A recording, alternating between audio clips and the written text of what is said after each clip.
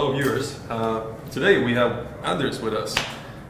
You just had a speech about internet retailers and them growing, developing, succeeding in new markets. In your experience, what are the common mistakes you see them trying to expand locally and globally? As I presented this, I had looked at the cases I'd done over the last 12 years. I've done 20 market entries, and I divided those 20 cases into winners and losers, the 10 best cases and the 10 worst cases, and tried to figure out what is really the big differences on these. And there's 5 reasons that I find, or 5 principles I find that the winners, they don't break and that the losers break. And number one reason, okay, I'll do them fast. Number one reason is that some e-commerce companies run 2 different business models. They have one business model in their own market, and then in the new market they enter with a different business model. They enter in a more lean business model. They enter with a more like a test or light version of the business they have in their own market. But this is exactly what Amazon and Zalando don't do. They do it properly. You know, they go into a market and they do things exactly as they do in their own market. They follow this blueprint they have on how to run the business. They use the same blueprint in all markets, and there's a lot of e-commerce companies that don't do that. So that's reason number one. Reason number 2 is wrong product and wrong price. And it seems so obviously, but it happens all the time that e-commerce companies enter new markets just because they have the confidence they're doing good in their own market, so they think there'll be a need for this product in this other market. But there might be different reasons for that. There might be a different temperature, might be a different lifestyle that often make it that it doesn't work out. Yeah, that was 2 of the reasons. You mentioned Amazon, so such big players as Amazon, Alibaba, and others. What are your suggestions how to compete with such? You know? Well, number 1 is to enter markets where they are not. that is one easy hack, right? But number 2 is to, I think this is what a lot of e-commerce companies are really missing. They don't really have the clear competitive advantage. Why should I buy from you? And I see a lot of business moving into marketplaces. Also, this conference is a lot of talk about the marketplaces, because people go to Amazon to search for products. They don't go to Google anymore to search for it, right? So the whole trick is to build up such a strong brand that people go to your site. You get the direct traffic. It's what it's all about in the end, right? And that's the war that Amazon is winning. So you need to find some kind of competitive advantage edge that you can do that. So if you're just selling the same products on Amazon, you have no chance. But if you can take a segment and create value for the consumers, do great content, then I really think it's possible. And I see this happening in the US, in Germany. There's a lot of e-commerce companies who's really competing very well with Amazon, and it's because they have a clear edge on things. If you do the same as Amazon, you don't have a chance. But if you do very clear competitive advantages, I think I don't see it as a problem. Out of all the markets you've had your experience with, what has been the most challenging for you personally, and how you overcame? Let me start by the best one. The best one was Norway. I'm just going to say that I'm a Danish guy working in Sweden. I always told Swedish companies, go into Denmark. It's part of the EU. It's almost the same language. But then I launched the web shop in Norway, and it just took to a roof. Norway's complicated because it's outside the EU. It's a little bit like Brexit, which that's going to do to the UK. But that also means competition is very limited. It's a rich country.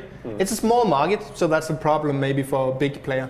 So Norway is the best market, and the toughest market I've been trying has been the German market. I've been doing that a couple of times, and that's because I come from markets where we don't have Amazon, we don't have eBay in the Nordics, where I'm from. And that's pretty easy. There's less competition. But once you take a concept from that market into the German market, you'll face 10 times on the competition. And so Germany has been really hard for me to succeed in. I would say I have one case where I succeeded, and that was because we had something different we had some Nordic designs, so to say, which were a popular thing, which just took off in Germany. But otherwise, the other cases done in Germany has been very hard. Out of eCOM360, how do you see the future actually changing in e-commerce in general, like the next 5 years or 10 years? What's your vision of it? Yeah, it's a good question. The reason I do cross-border e-commerce is because that's what I believe in. And what I see in the numbers now is that e-commerce in general is growing, but cross-border e-commerce is growing really, really fast. It's growing almost twice as fast as normal e-commerce. So I think in the future, you won't have e-commerce companies that national. You'll have international e-commerce companies. So they will have the warehouse, where it's the most efficient to have the warehouse. They will have the sales team locally. They will have the development in those countries that's good in doing the development. And so you'll have more international companies. And then of course I see no reason that everybody's Amazon, Amazon, Amazon, but I actually think the real competitors is probably Alibaba and Wish and those companies, because they're selling products made in China, everything is made in China, directly to the end consumer. Why should you have an American middleman trying to sell Europeans products from China? It doesn't make any sense. It's much easier to buy directly from the Chinese companies, so that's why Wish and that kind of business model is something I really think is going to take market share in EU. That's where I'm from, and yeah. If there's anything like you didn't manage to have the time on the stage today, what would be the topic like you would like to elaborate with? I think we talked a little bit about it, but this thing about competitive advantage. I think a lot of e-commerce companies are really chasing growth. They need to grow. The investor says, why are we not growing more? And I think instead you should say, is this our competitive advantage? That's way more important long term. You can get a short-term growth by adding random products to your homepage, and you'll sell a little bit more. You'll not make a lot of money on it. You make a lot of trouble for yourself. Instead, try to make your business more lean. Cut out all the crap functions you are developing that doesn't make sense, and focus on your core of your business. Focus on what makes you competitive advantage, right? So that's really what I think is the thing that could be missing from today, and especially when you enter new markets, this is extra important because you face different competition if you don't know what you're doing. Yeah. So last but not least, how do you find eCOM360? Like I think it's. I had no idea what to expect. Also because it's the first time, right? And you're a little bit like, oh, what is going to be, right? But it's very professional. I must say I got a really good impression, and. I think the topic, this East meet West, as I said, I think Chinese web shops or European web shops working with Chinese suppliers directly, that is really, it's such an interesting thing. And that's going to be huge in the future. And whoever figure this out, like Wish, you know, the company missing here today is Wish. I think you should try to get Wish here next year.